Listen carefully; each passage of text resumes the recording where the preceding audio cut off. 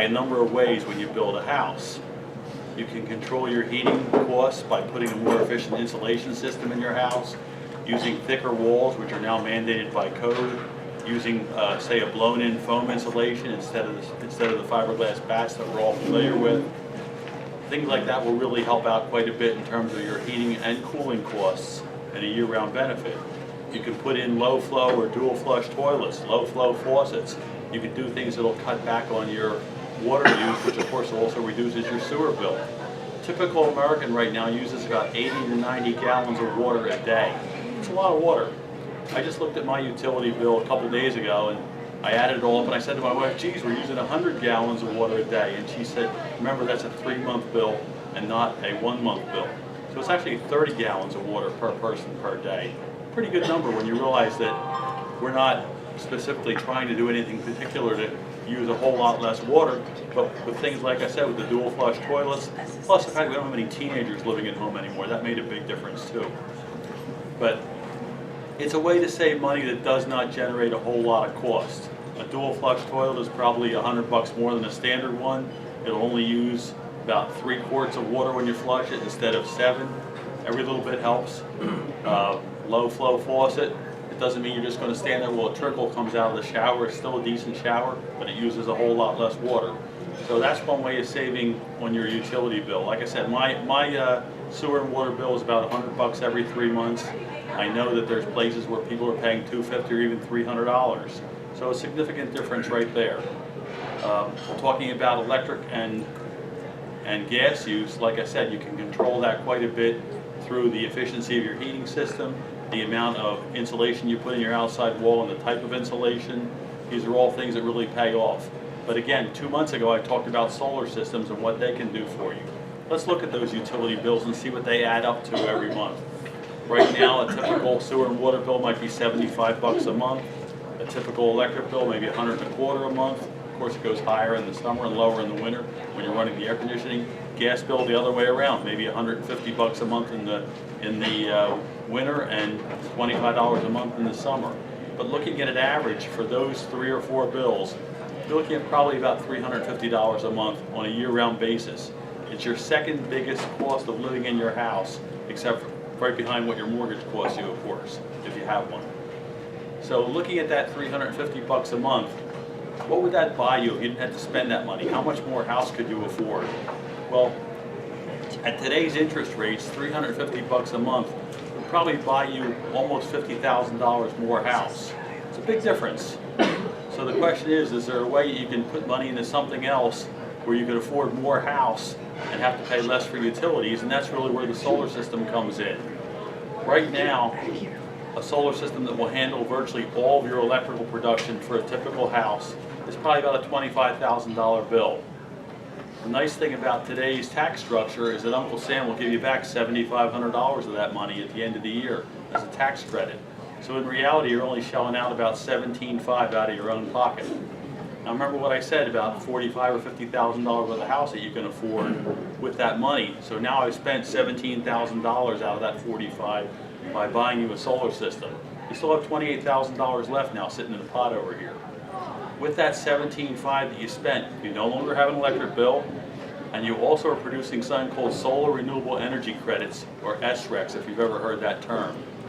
An SREC is a certificate that allows you to sell on the market the equivalent of 1,000 kilowatt hours that your solar system has produced. A typical home solar system will produce about 8 of these a year, and right now they're trading at about $215 a piece. So you're getting somewhere around $1,700 back from your solar system, in addition to the fact that you're not paying any electricity use for it. Now all of a sudden you've got that money that would pay your gas bill, maybe part of your sewer and water bill. So you eliminated a big chunk out of that $350 monthly bill that you've got for your solar, for your electric, for your heating and cooling, for your sewer and water, and you've still got money left over that you can put in a swimming pool, get the kitchen of your dreams, have Vincent put a big addition on for you, whatever you feel like doing, but the money is there that you can spend on something else, and you're still going to have the same exact monthly cost to live in that house as you would have in an inefficient house with no solar panels on the roof or anything else going for it as far as your savings goes. I'm living proof of that. I moved out of a house about 5 or 6 years ago in Forked River, moved into Waretown about 4.5 years ago, and the house that I built, I did all the things that I just mentioned. I put in the better insulation, put in a more efficient air conditioning system, put in the best boiler I could find as far as my heating pools go, and I put an 18-panel solar system on the roof. 18 panels will not produce all my electricity. Like I said, about a $25,000 system will. My $18,000 system will not. It's about $1,000 a panel right now. That's where those numbers come from. And so I get about 3/4 of my electricity back from my solar system. But I still get those SRECs every year. I'm able to sell them, and I do make more than enough to pay all my gas bill and about half of my sewer and water bill out of that one solar system that I have on the roof. Works out pretty well. And it means that I can afford a little bit more house than I could have if I didn't have those panels on the roof. You asked me why did I put 25 panels on the roof? I'm an architect. I looked at it, it was pretty ugly when they started covering my whole roof with solar panels, and I said, I can't do that. If anybody drives through Greenbrier and Waretown and wants to see an example of a number of horrendous solar systems, they're all in there. People putting as many panels as they can possibly fit on the roof. They're here, there, they're everywhere. There are different angles, some this way, some that way, to get as much as possible. Doesn't work very well. Looks awful. One of the things too that I have to mention here that's very important is I'm talking about purchasing a solar system. I am not talking about leasing. I am not talking about any of the funny zero down solar system programs that they have right now. I'm talking about taking that money that you would have spent on your utility system, as I said, and putting it in your panels instead. So that's where that money came from. That's where the money came back from Uncle Sam on your taxes at the end of the year. I believe, Vincent, we haven't talked too much about this. Where are you? Back there. I believe you're going to be doing something as far as the development goes. It's going to have a number of energy efficient features in the homes. Yes. You probably want to talk a little bit more about that, and I'll leave that up to you. But as architects, we can do a number of things for you that will help out your house in terms of building.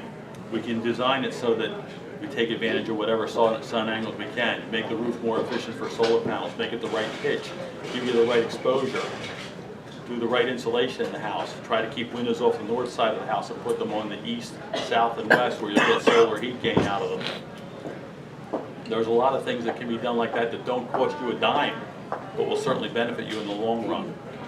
The solar system I'm talking about, yeah, it costs money, but it's going to make you money. If you got that same money that you put into your solar system, that same $17,500 sitting in the bank, they're going to give you what, about $175 a year if you're lucky in interest on that money? 1%, maybe only 1/10%. You get $17.50 back. Your solar system, on the other hand, is going to save you about $1,500 a year in electricity and produce about another $1,700 a year in gain. $3,200 versus $17.50. To me, that's a no-brainer. I don't see the point in not doing it, to tell you the truth.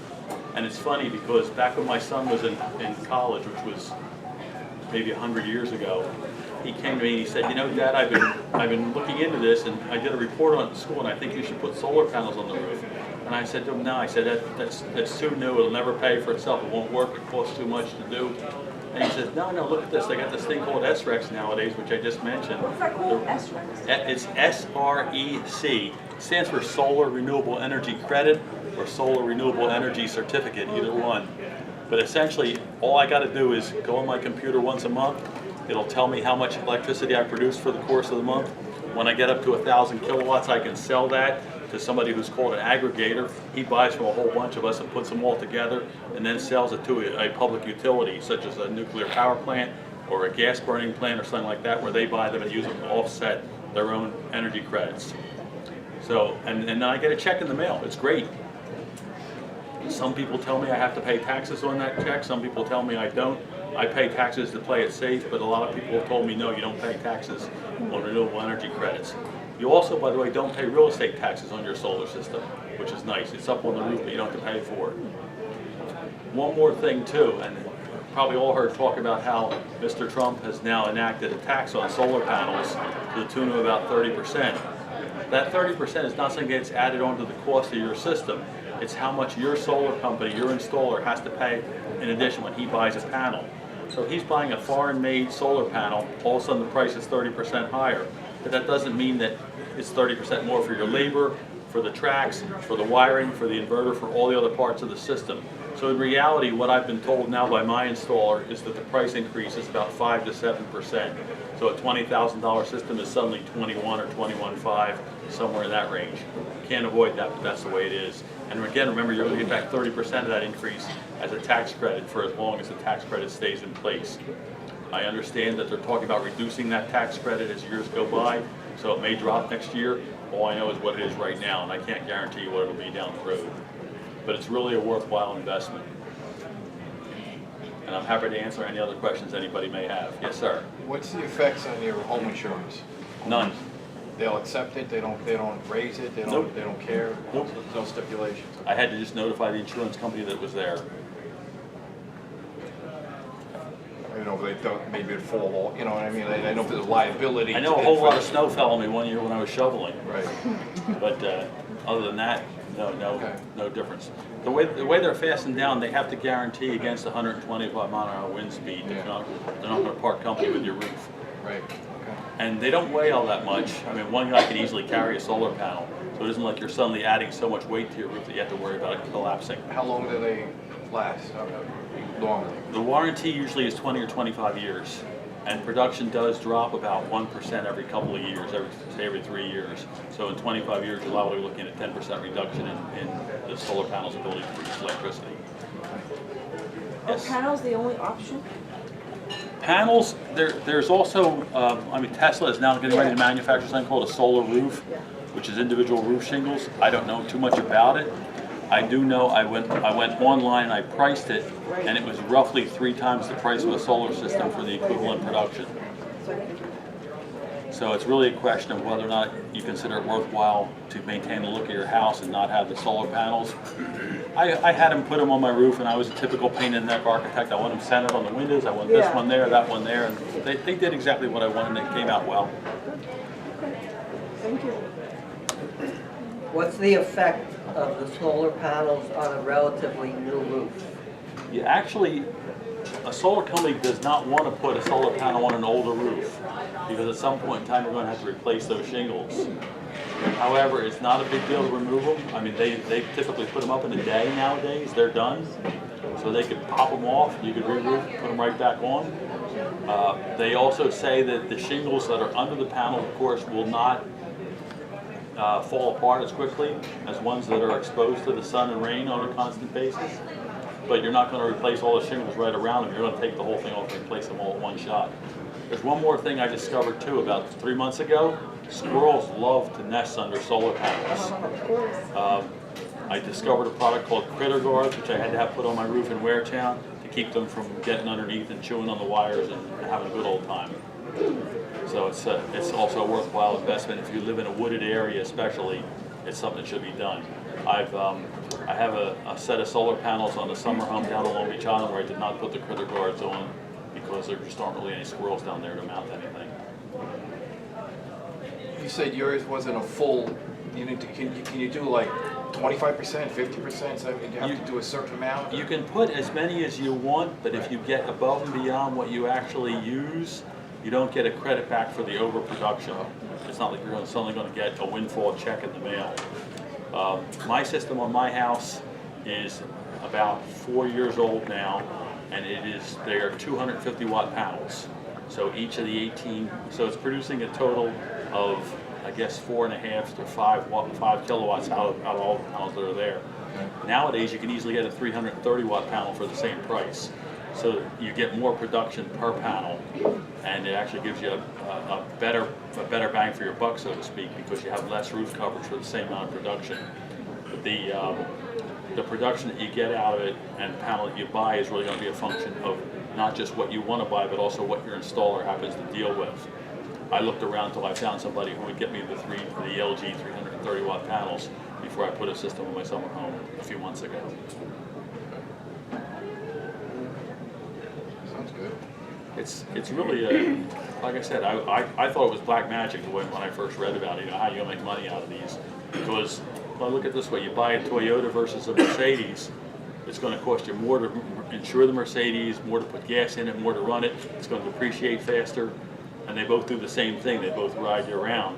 But now we're talking about buying something where they're almost all the same price, and they're actually going to make money for you as opposed to lose money for you. To me, that makes a big difference. It's all the money, all the difference in the world right there. What about the position of the house? Like, you actually did my house, Evelyn's house on Eco Point Road. Okay. You know, I have my back of my house, my bay, I get the sun. Mhm. And by noon or whatever, it's to the other, you know what I mean? So like, I don't have it for the sides. The most efficient panel you can do faces due south, of course. Okay. The second most efficient is a west-facing roof, where you get the afternoon sun. The reason that's the most efficient, secondly, is because it's warmer during that time of day, so you get more benefit out of the sun. And east-facing roof is also a possibility, but north-facing you want to avoid it because there's times of the year when it's not going to be doing anything for you. Also, in terms of solar production, you're going to see that wintertime is down here, summer goes up here, and then you're back down again in the winter. That makes sense. My system, again, 4.5 or 5 kilowatt system, produces about 300 kilowatts in January, February. It'll go up to about 700 in August and July. So you'll see a lot better production in that time of the year than you will now in the winter time, because it's exposed to the sun for a lot longer during the day. Sun's at a higher angle. The closer the sun is to hitting directly on that panel, like down here, you're going to get some reflection, not as much efficiency. The closer it is to that same angle as your panel is, the better it's going to produce for you. You also get some neat little features too, like you'll have a device in your garage or your basement called an inverter, where you can go down and look at it, see exactly how much electricity you're producing at any one time, how much you produce for the course of the day. Then you can go on the computer to whatever the website is that your company gives you, and you can look and see how much each of your panels is producing at any given time, how many watts. You'll see that one might be in the shade and it's dropped off to 5 watts, but others are up at 350 watts. So it's pretty neat to be able to look at that as well. My wife told me not to spend hours a day watching it or run out and yell at the seagulls when they fly over because the production drops. But it's amazing, again, the level that it's taken to now. Speaking of the seagulls, I had heard that if you put solar where there's a lot of seagulls, the seagull droppings continuously on there could decrease the production. Have you heard that being a problem at all? I have not seen that at all, and like I said, I just put them on my house on long. Can that be a problem if, I don't- like, see some roofs have a lot of seagull droppings on it? Makes sense. It could be, I think it's primarily because they like to sit on the ridge. That's where I've seen it happen a lot with houses, where where seagulls just like to sit up there and look at everything, but they will not. A seagull typically isn't going to stand further down the slope of the roof. They're going to stand right there where the ridge is. So I think as a general rule, they won't bother the panels. I know that there are companies that tell you we'll come and clean the panels a certain number of times a year, usually 2, and it's built into part of your cost of maintenance. But it's like anything else, you pay for it. You get what you pay for. You have to decide if it's worthwhile to you or not. There are issues also. I did a house on the ocean years ago for a client. They were sitting in their living room and all of a sudden a giant clam came through their skylight. The seagull dropped it, figured it was going to break, and something broke, but it wasn't the clam. The same seminar I went to, they were talking about that too. Yep. If you go up to the beach and you walk along the beach down the Long Beach Island, you'll see houses on the ocean front that have these big baggy wire mesh things up over their skylights for that very reason. I haven't seen it yet happen with solar panels, though, but I think it's an acrylic finish and not a glass finish. So it's much more durable. Anybody else? I have one other question. Yes, sir. I have a 4-car garage, no electric to it. Mm-hmm. Could I put panels on that to electrify the garage? Or do I have to have a source of electricity to come into the garage in order to start a solar panel? There are 2 things to consider there. One is that you can put panels up there that will produce electricity while the sun is shining on them if it's a totally independent system. And even nowadays, if you buy a simple system, you generally will have one plug next to your inverter where if the power goes down completely, you can still plug into that one outlet there and get power, even though there's no power for the entire community. But for the most part, the efficiency of the system, it has to be what they call grid tied or tied into your electrical system. On the other hand, if you want to really spend more money, you can get a Tesla Powerwall or a similar backup battery system and mount that. And then when the solar panels come on, they will charge those batteries, and that way you'll have power available anytime you need it. So if you wanted to have a totally independent system, and we do that a lot up in New England where houses are off the grid, we'll put a system in like that with the Powerwall backup, where they're actually able to run all day long or all night long, even when there's no sun shining. And there's also clients who will get involved with windmills, but they aren't really practical around here because they upset the neighbors. Oh, They get a lot of noise. Thank you. You're welcome. Anybody else? Okay. Great, You're on, thank you, Dennis. Scott. Thank you.